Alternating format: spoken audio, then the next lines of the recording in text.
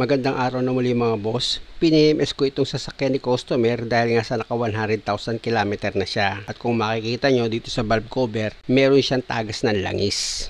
Ayan mga boss, medyo hindi naman siya ganun kalakas, kaya lang nagbabawas na siya ng oil dito sa makina. Dahil nga sa ginagamit ito ni customer Lunes hanggang Sabado, linggo ko lang ito nagagawa mga boss. Bali unti-unti ko lang yung mga problema dito sa sasakyan ni customer. Ang nauna kong ginawa dyan, pinalitan ko ng spark plug, yung fan belt niya, yung shock mounting, yung brake pad, tapos yung shock nito papalitan ko na rin daw dahil nagkaroon na ng budget si customer. Pag ganito mga boss, may tagas dito sa valve cover niya, yung gasket lang ang problema niyan. Kaya ang papalitan ko dito, yung gasket lang dito sa valve cover. Sa pagtanggal ng valve cover mga boss, medyo maraming tornilyo ito. Unang-una dito sa spark plug niya. Diyan nakakabit itong ignition coil. At dito naman sa ignition coil, meron ka naman diyan huhugutin na socket wire. Bawat isang ignition coil mga boss, meron niyang isang socket wire. Huhugutin niya yun. Tapos pag nahugot niya na yung 4 na socket wire, dito naman sa ignition coil, bawat isa niyan meron siyang bolt.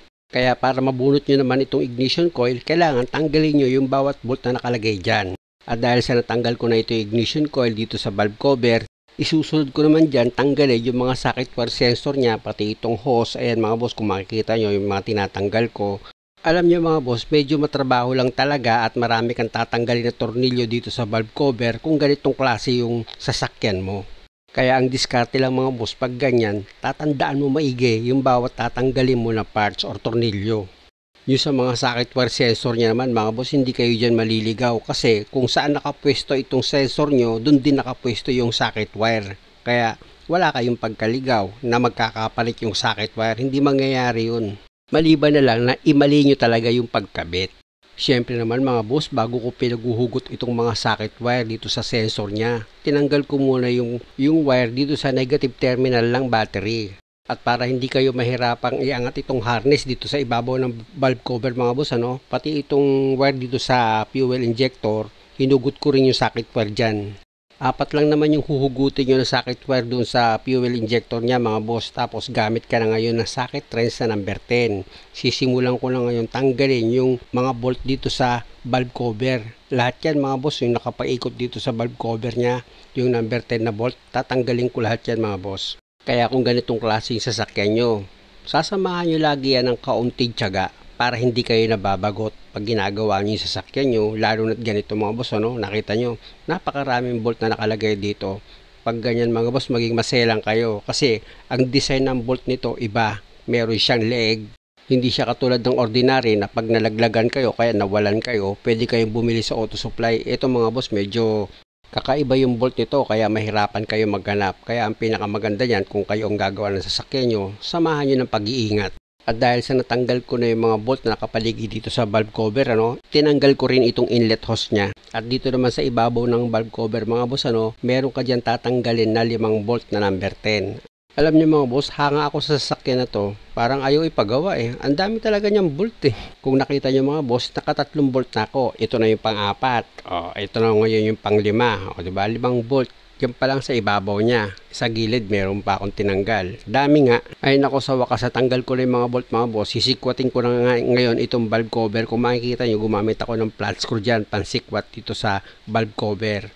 Siya nga pala mga boss, pag sinikwat nyo itong valve cover, pag inaangat nyo siya, dahan-dahan lang, huwag yung bibiglain kasi plastic yan pwedeng mabasag. Lalo na't maganda yung pagkakakapit ng valve cover, naku, dahan-dahanin nyo lang yan mga boss pag sinikwat nyo para hindi kayo magkaroon ng problema.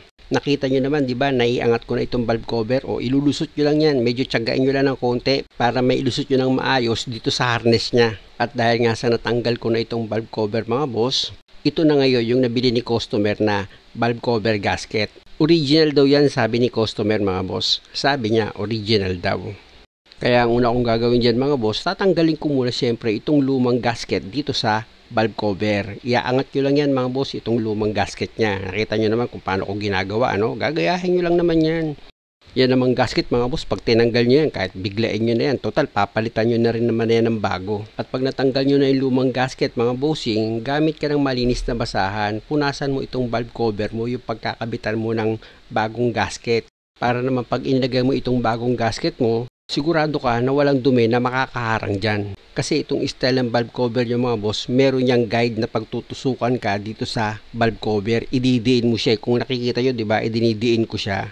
Kaya nga dapat, pag inilagay mo itong gasket mo, maganda yung pagkakalapat niyan para sigurado ka na hindi siya magkaroon ng leak. At kung makikita nyo mga boss, nilagyan ko pa ng kaunting beta gray yan para sigurado ko talaga na walang leak yan.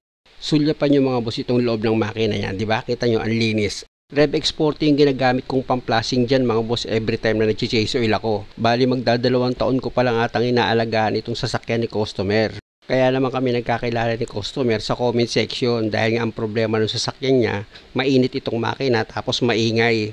Sabi ko nga kay customer, simple lang yan. Dapat alaga ka sa change oil. Ang ibig kong sabihin, dapat updated ka pag nag-change oil. Hindi yung lagi kang late, mali yun. Kaya nga nung laging updated si customer mag-change oil, tumahimik itong makina niya eh. Tapos hindi na siya masyadong nagiinit. O diba? Tama naman ako, change oil lang. Maintenance, dapat alaga ka.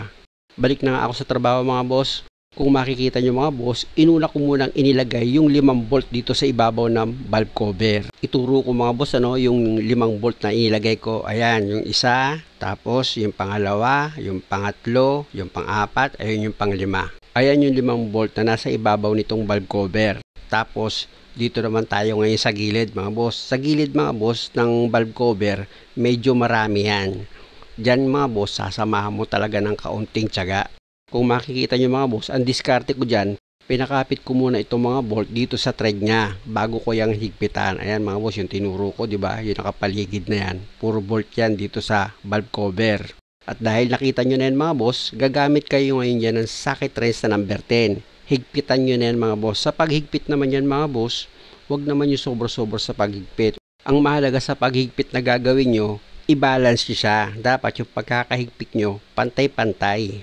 Hindi pwede yung isa maluwag, yung isa mahigpit. Hindi pwede yung ganon. At pag okay na, nahigpitan mo na itong mga bolt dito sa ibabaw ng valve cover mo, pati dito sa gilid niya. O ibalik mo na ngayon yung mga socket wire na binunot mo dyan. Pati yung mga hose na tinanggal mo dito sa valve cover, maliit man yan o malaki, ibalik mo na yan mga boss. Siyempre naman yung mga socket wire na binunot mo, dapat maayos yung pagkakalapat niyan. Lalo na dito sa fuel injected niya, dapat maganda yung pagkakalapat mo ng wire dyan para hindi magkaroon ng palya dito sa makina mo. Pati yung wire dito sa alternator mga boss, tinanggal ko rin yan. Makakatulong kasi yan mga boss para pag tinanggal mo itong valve cover, hindi ka mahirapan kasi aangat yung harness niya eh. Siyempre may lulusot mo na ngayon itong valve cover mo ng maayos. Kaya ang susunod mong gagawin dyan, siyempre, ibabalik mo itong wire na tinanggal mo dito sa alternator. Dito naman sa alternator mga boss, yung socket wire lang naman ang tinanggal ko dyan, tapos yung nut na number 10 para matanggal mo itong wire at lalarga naman itong harness. Hindi ka na ngayon mahihirapan pag tinanggal mo itong valve cover. At dahil nga sa nahigpitan ko na itong nut dito sa alternator mga boss, kung makikita nyo, inilalagay ko na itong ignition coil niya dito sa spark plug. Itinusok ko lang yan mga boss, tapos yung mga bolt dito sa ignition coil, ilagay nyo na rin. Tapos gamit ka ulit ng socket wrench mo na number 10. Higpitan mo na yung mga bolt dito sa ignition coil. Yung tamang higpit lang dyan mga boss, kasi itong kakapitan ng bolt mo, plastic lang yan. At pag okay ka na dyan mga boss, pwede mo na ngayon ilagay itong mga socket wire dito sa ignition coil. Siguraduhin mo lang mga boss na maayos yung pagkakalapat niyan para hindi siya magkaroon ng palya. Alam niyo mga boss, kaya ako lagi may paalala sa inyo kasi nga experience ko na yan na hindi maayos yung pagkakalagay ko, kaya nagkaroon ako ng problema. At ayan ang ayaw kong mangyari sa inyo, kaya lagi ako nagpapaalala. At dahil sa okay na ako dito mga boss, pwede ko na ngayon ilagay itong wire dito sa negative terminal ng battery. Tapos pa-start ko na itong makina kay customer. Start! After 20 minutes na umaandar itong makina, mag-leak test ako mga boss, i-check ko itong gawa ko, baka mamaya meron siyang leak. Iikutan ko itong valve cover mga boss para malaman ko kung okay ba itong pagkakagawa ko. Importante na kahit masama sa langis wala yan, dapat clear yan. At dahil sa okay na ito mga boss, muli maraming salamat sa panonood. Sana nakakuha kayo ng idea at kung maaari lang naman, kung okay lang naman sa inyo, huwag nyo naman sanang kalimutang mag-subscribe sa channel ko. Maraming salamat. Siya nga pala mga boss, marami pa akong gagawin dito dahil nga sa 100,000 km na tinakbo ni customer, meron pa akong babalikan kada linggo.